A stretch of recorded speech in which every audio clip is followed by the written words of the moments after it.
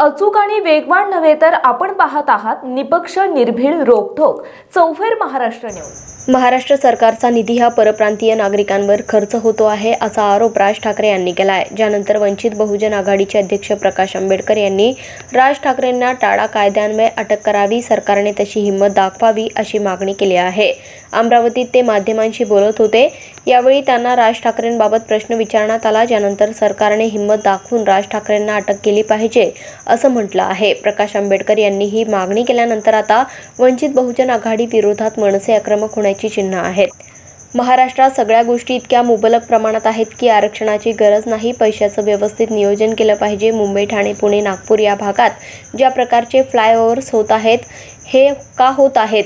मूळच्या लोकसंख्येसाठी नाही होत, बाहेरून येणाऱ्यांसाठी होत आहेत।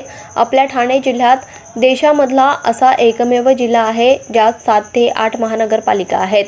ग्रामपंचायत, नगर परिषद, जिल्हा परिषद, महानगरपालिका आणि मग महानगरपालिका हे स्तर लोकसंख्येनुसार वाढत जातात। एका जिल्ह्यात 7 ते 8 महानगरपालिका असतील तर ही लोकसंख्या ठाण्यातील लोकांनी वाढवली का?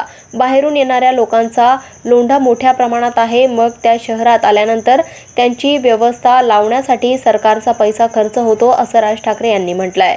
याबाबत प्रकाश आंबेडकर यांना विचारलं असता त्यांनी थेट राज ठाकरेंच्या अटकेची मागणी केली आहे। राज ठाकरेंसारख्या व्यक्तीवर टाळा लागला पाहिजे। सरकारने मागे पुढे न पाहता त्यांना तुरुंगात टाकून मोकळं झालं पाहिजे।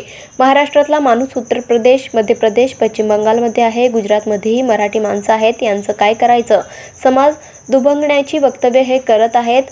समाज दुभंगला की देश दुभंगतो। नॅशनल सिक्युरिटी ॲक्ट आणि UAPAच्या कायद्यान्वये कारवाई झाली पाहिजे। टाळा तर तातडीने लागला पाहिजे। सरकारने हिंमत दाखवून त्यांना अटक करावी असं प्रकाश आंबेडकर यांनी म्हटलंय। आमचे प्रतिनिधी अंकुश गायकवाडसह ज्ञानेश्वर गुळजकर, ब्युरो रिपोर्ट, चौफेर महाराष्ट्र। ग्रामीण भागातील ग्राउंड रिपोर्ट, महाराष्ट्रातील चालू घडामोडींची अचूक माहितीसाठी चौफेर महाराष्ट्र न्यूज चॅनलला सबस्क्राईब करा आणि शेअर करा।